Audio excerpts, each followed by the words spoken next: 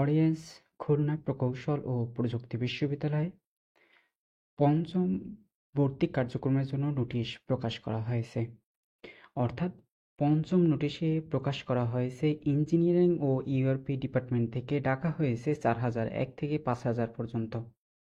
যে সকল শিক্ষার্থী 4000 থেকে 5000 মধ্যে মেরিট লিস্টে রয়েছে সেই সকল শিক্ষার্থীদের পঞ্চম পঞ্চম ভর্তি কার্যক্রমের জন্য ডাকা হয়েছে এবং স্থাপত্য বিভাগে যে সকল শিক্ষার্থী রয়েছে সেই সকল শিক্ষার্থীদের ডাকা হয়নি। অর্থাৎ যে সকল শিক্ষার্থী স্থাপত্য বা আর্কিটেকচার ডিপার্টমেন্টে রয়েছে তাদের কিন্তু ডাকা হয়নি, কারণ আসন কিন্তু খালি নেই, যার কারণে স্থাপত্য বিভাগে ডাকা হয়নি।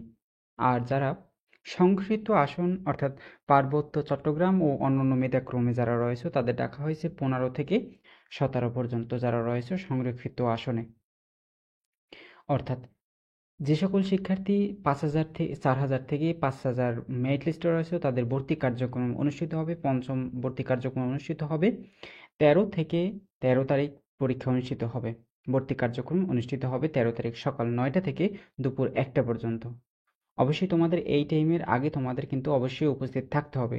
সকাল 9টা থেকে 1টার মধ্যে তোমাদের ভর্তি কার্যক্রম অনুষ্ঠিত হবে। অর্থাৎ এই 9টার আগে কিন্তু তোমাকে অবশ্যই উপস্থিত থাকতে হবে। অর্থাৎ তোমাদের ভর্তি কার্যক্রম অনুষ্ঠিত হবে 13 তারিখ, মে মাসে 13 তারিখে কিন্তু অনুষ্ঠিত হবে। অবশ্যই তোমরা মনে রেখে অবশ্যই ঠিক সময় উপস্থিত থাকবে।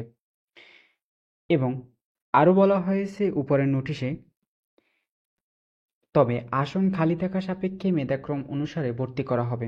অর্থাৎ তোমাদের 4000 থেকে 5000 মধ্যে তোমাদের ভর্তি কার্যক্রম হবে। সেটি হচ্ছে 92 বিপরীতে 92 আসনে তোমাদের 1000 মেরিট লিস্ট ভর্তি কার্যক্রম হবে। 92টি আসন কিন্তু ফাঁকা রয়েছে, যেটি নিয়ে কিন্তু তোমাদের আপডেট দিয়েছি। অর্থাৎ এই 4000 থেকে 5000-এর মধ্যে যতক্ষণ তোমাদের এই 92টি আসন পূরণ হবে ততক্ষণ পর্যন্ত হবে না, ততক্ষণ পর্যন্ত কিন্তু তোমাদের ভর্তি কার্যক্রম চলমান থাকবে। যখন তোমাদের 92টি আসন পূরণ হয়ে যাবে তখন কিন্তু তোমাদের ভর্তি কার্যক্রম নেওয়া হবে না। এই যে বলে দেওয়া হয়েছে, তবে আসন খালি থাকা সাপেক্ষে তোমাদের ভর্তি সাপেক্ষে অনুসারে ভর্তি করা হবে। আসন যতক্ষণ খালি থাকবে ততক্ষণ কিন্তু তোমাদের কিন্তু মেধাক্রম অনুযায়ী ভর্তি করানো হবে। এবং পরবর্তীতে বলে দেওয়া হয়েছে যে সকল শিক্ষার্থী পঞ্চম ভর্তি কার্যক্রমের জন্য ডাকা হয়েছে তাদের করণীয় কি। তাদের করণীয় মেধাক্রম ও স্থান সকল প্রার্থীকে আগামী 11 তারিখ রবিবার 12টা থেকে লিঙ্কে প্রবেশ করে সাবজেক্ট চয়েস পূরণ করতে হবে। অর্থাৎ যে সকল শিক্ষার্থী 4000 থেকে 5000 মধ্যে রয়েছে তাদের আগামী 11 তারিখ রবিবার বেলা 11 মধ্যে 12 মধ্যে তোমাদের কিন্তু সাবজেক্ট চয়েস দিতে হবে। 12 মধ্যে দুপুর 12টার মধ্যে থেকে তোমাদের 11 তারিখ 12টার মধ্যে কিন্তু তোমাদের সাবজেক্ট চয়েস দিতে হবে। অবশ্যই তোমরা মনে রাখবে। বিভাগে পছন্দক্রম প্রদান করতে হবে। ইঞ্জিনিয়ারিং বিভাগ সমূহ ইউআরপি বিভাগের 15টি পছন্দক্রম করতে হবে। পূরণকৃত ফর্ম প্রিন্টেড ভর্তির সময় নিয়ে আসতে হবে। অর্থাৎ তুমি যে সাবজেক্ট চয়েস দিয়েছো সেই সাবজেক্ট চয়েস যে তুমি দিয়েছো সেই ফর্মটি প্রিন্ট করে কিন্তু ভর্তি কার্যক্রমের দিন নিয়ে যেতে হবে। যে সকল শিক্ষার্থী তোমাদের এই সাবজেক্ট চয়েস দিতে পারবে না, এই যে তোমাদের 11 তারিখ দুপুর 12টার মধ্যে যে সকল শিক্ষার্থী সাবজেক্ট চয়েস দিতে পারবে না তাদের কিন্তু ভর্তি কার্যক্রমে তোমাদের কিন্তু ভর্তি নেওয়া হবে না, সেটি কিন্তু নির্দেশনা দেওয়া হয়েছে। নিরীক্ষা কমিটি দ্বারা প্রার্থীদের সনদপত্র ও যাচাই পরে ওই দিনই স্বাস্থ্য পরীক্ষা অনুষ্ঠিত হবে 14 তারিখ বুধবার। প্রাপ্ত বিভাগ দেখে ভর্তির জন্য নির্ধারিত ফি 12,000 টাকা বিশ্ববিদ্যালয় জনতা ব্যাংকের কুয়েট শাখায় বিকাল 3টার মধ্যে কিন্তু জমা দিতে হবে।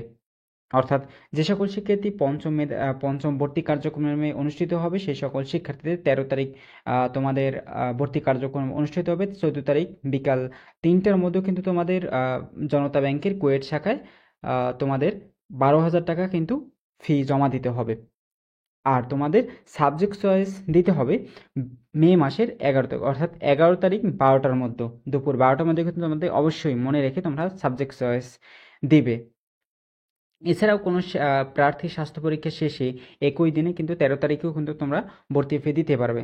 তোমাদের নির্দেশনা দেওয়া হয়েছে 14 তারিখে, তোমরা 13 তারিখে কিন্তু ভর্তি ফি দিতে পারবে বলে বলা হয়েছে।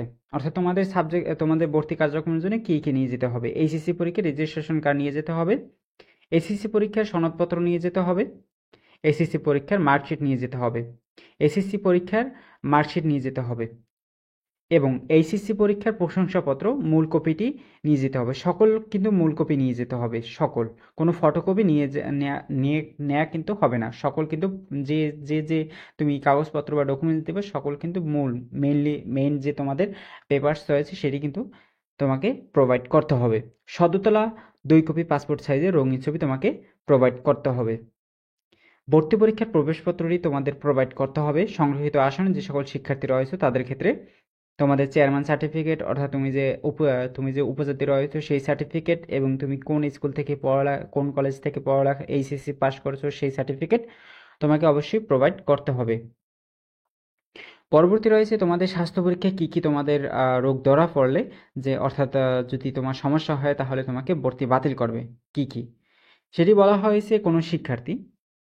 কোনো শিক্ষার্থী স্বাস্থ্য পরীক্ষা করবেন। স্বাস্থ্য পরীক্ষা যদি হৃদরোগ, দৃষ্টি কিংবা শ্রবণ শক্তি ত্রুটি অথবা শারীরিক মানসিক অক্ষমতা ধরা পড়ে, বিশ্ববিদ্যালয়ে অধ্যয়নরত অথবা পেশাগত শিক্ষার্থীদের কোনো সমস্যা হয় তাহলে কিন্তু সেই শিক্ষার্থীকে অনুপযুক্ত বলে গণ্য করা হবে। অর্থাৎ কোনো শিক্ষার্থী কোনো একটি রোগ যার কারণে বিশ্ববিদ্যালয়ের কোনো শিক্ষক বা ছাত্রছাত্রীদের অধ্যয়নরত যারা রয়েছে তাদের যদি অসুবিধা হয় তাহলে কিন্তু তোমাকে ভর্তির জন্য অনুপযুক্তি বলে বিবেচনা করা হবে এবং তোমাকে ব্লাড টেস্ট করে নিয়ে আসতে হবে বাহির থেকে। বিশ্ববিদ্যালয়ের চিকিৎসা বোর্ডে জমা দিতে হবে সেই ব্লাড টেস্টের রিপোর্টটি।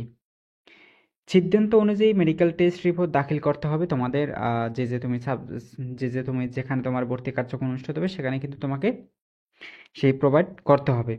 যে সকল শিক্ষার্থী চশমা ব্যবহার করে সেই সকল শিক্ষার্থীদের চশমার সঙ্গে নিয়ে যেতে হবে। স্বাস্থ্য পরীক্ষা যে তোমাদের ফর্ম ডাউনলোড করতে হবে সেটা কিন্তু ওয়েবসাইট থেকে তোমরা ডাউনলোড করতে পারবে। অর্থাৎ তোমাদের স্বাস্থ্য পরীক্ষায় কিন্তু একটি ফর্ম ফিল আপ করতে হবে। সেই ফর্মটি তোমরা কিন্তু ওয়েবসাইটে লগ ইন করে অবশ্যই পেয়ে যাবে।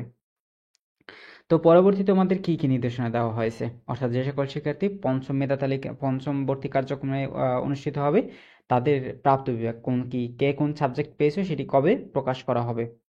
বলা হয়েছে তোমাদের মেধাক্রম ও মেধাস্থান পছন্দক্রম অনুসারে বিভাগ নির্ধারণ তোমাদের ভর্তির দ্বিতীয় দিন বেলা 10টার মধ্যে ভর্তির জন্য সংশ্লিষ্ট ওয়েবসাইটে দেওয়া হবে এবং তোমাদের কয়টি আসন শূন্য রয়েছে, আসন ফাঁকা আছে কি নাই, প্রাপ্ত বিভাগ কে কয়টি পেয়েছো সেটি কিন্তু 15 তারিখে প্রকাশ করা হবে।